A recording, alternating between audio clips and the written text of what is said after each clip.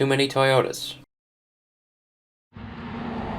Hello everybody, this is Triple T or Too Many Toyotas, and this is my first update video on the 0W8 oil change in this 91 Camry that I've got going.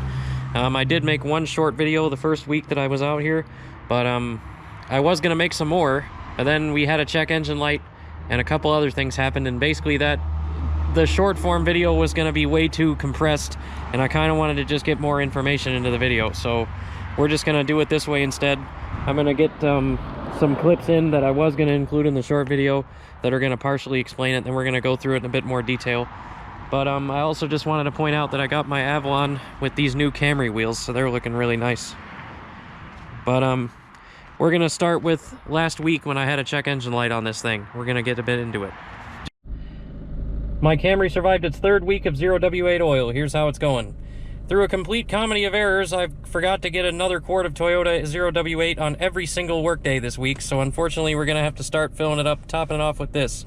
We've gone through our entire first quart already, and we picked up a check engine light. So let's take our scan tool here. Wait, that's not it. We'll take our scan tool and we'll go figure out what code we've got. So unlike modern cars that have a data link connector under the dashboard, these OBD1 cars have a diagnostic port under the hood. You can see the terminal pin out there, or at least I hope it comes up on camera. But the most important thing you need to do with these, there's a bunch of uses for them, but the most important one is you put a wire between TE1 and E1, which are these two connector pins right here. And then that allows you to check your codes. It'll put up the diagnostic info on the dash, which we'll check out in a second. And then also it sets it to base idle, so the electronic advance doesn't function during it, so it allows you to set the timing with the timing light, as well as set the idle screw. So that's the most important thing we use it for. But yeah, I'll show you the codes in just a sec. And as you can see, after we turn the key on, we get Morse code codes. So those first two are 10s, and that's a 1. So that's code 21, and then there's a second code, 40, 43. So we'll see what those are. So it was at about that point during filming that short that I realized that, you know, trying to explain all this within a 30-second video, like my whole diagnostic process and what I did to fix it, was going to be completely impossible. So it ended up being code number 21 is for the oxygen sensor circuit. You can see we already have a new oxygen sensor in here. I'm going to explain what test I did here in a minute, but well, basically it was just a bad oxygen sensor for that code. And then for code 43, that's because, as you can see here, I have aftermarket starter wiring in here. So this is the factory starter wire. It goes back to the factory relay and everything. So there's a pretty well-known issue with both these cars and Celicas of the same age where the wiring for the starter solenoid gets worn out and then it basically won't start. So, and a lot of people think it's a bad starter. They do a starter and then it still doesn't start, but yeah. So I pretty much knew what that issue was already, and I just didn't feel like doing it the right way, so we did it this way. Because the ignition is so shaved down in this car already at this point that it's basically like easy to steal, like trivially easy. So I didn't really care about security that much. So I just went ahead and did this and worked around it, so I didn't have to do it go through all the wiring and stuff. So the only downside is it does set that code because the ECU can't see the starter input sometimes. So yeah, sometimes it doesn't even set that code, but either way. So I'm going to explain the test that I did on the O2 sensor here in a sec. Alright, so here's how you test an oxygen sensor on a 1991 Camry. So I have my voltmeter here set to DC voltage, you can see there. And then this is not really the correct way to do this, but I have my test light clamp holding the negative terminal of the battery there. And then the positive just goes in the single wire terminal on this. So I like to leave my diagnostic wire in there because it stabilizes the idle a little bit and keeps it from throwing additional codes. So yeah, I do that. And then the way these oxygen sensors are designed, these are the older single wire ones, so they don't start working until they're at about 300 to 400 degrees Fahrenheit. So if you start the thing and there's absolutely no voltage when you start, that's kind of how it's supposed to be. Because yeah, basically these things, once they heat up, they start reading. So what you're looking for once it heats up is it'll be bouncing between 0.9 and just 0. So what you'd be looking for, it'd be kind of cycling like 3 or 4 times every 5 seconds between 0 and 0.9. And you can check it. I checked it on mine by, if you want to make it react, you can kind of pull this vacuum tube right here and it should go straight to 0 when you do that, because basically what you're doing is you're just flooding the system with air. You're causing a vacuum leak, and you're basically making the car run really lean. And then when you plug the hose back in, it should go back up to 0.9 pretty quick, because, you know, then you're making the computer correct back to rich. So basically what the old sensor was doing is, while this thing was idling, it would just climb up to about 0.9 and it would just stay there, and it stayed there for about 10 seconds. And since this thing has that lumpy idle from the IAC valve being bad, basically every time the idle would cycle, it would go down to 0.6 for a second, but then it would climb right back up to 0.9 and stay there again, which is not what you want to see. You want to see it cycling between 0 and 0.9 to show that it's actually working correctly, because that's what we call a sensor being lazy. So that's what the failure on that old sensor was. But that's how you test that. So that's all that was. And actually, because of me replacing that, as you recall in my other short video that I made, the fuel economy on this thing was only 21 miles a gallon last time. Well, after replacing this O2 sensor, our previous tank, I'll put some pictures up on the screen, our MPG went all the way up to 25. There was a little bit more highway driving on this, because we did go to we went to South Haven Gingerman Raceway to go watch my brother race. By the way, 90s racing is in this pit.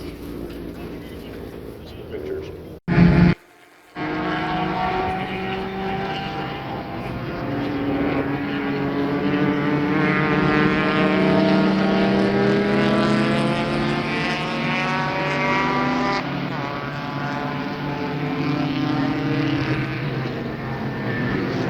And then yeah, just some other longer drives that I put in there, so there was a little bit more highway in that tank. But either way, it's still a marked MPG improvement just from replacing that sensor. And the thing is, my local AutoZone actually had that in stock, because multiple cars use this same O2 sensor at this time. So I think multiple like Jeeps and Chevy products all use the same O2 sensor. So they actually had one for a 35-year-old car. So, and it was only like 40 or 50 bucks if I remember right. But yeah, so that's what that was. But yeah, I'm gonna show this thing running and show how the oil pressure's doing and everything like that. All right, so regardless of all that, here's where we're at with the experiment. So we're at 689. We started out this experiment at 331, 151.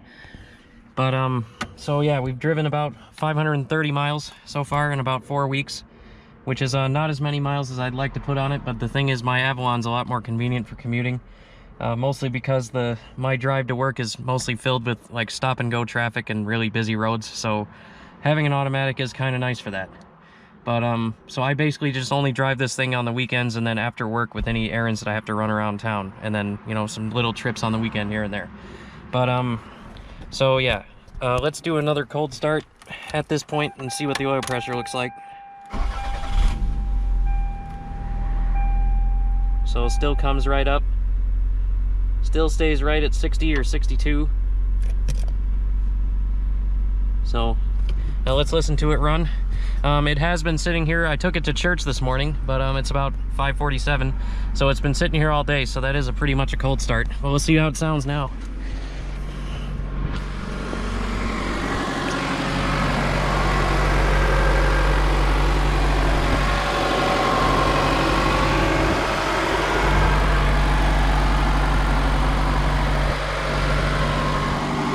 So as you can hear, I'm going to step back a little bit so you can hear me better.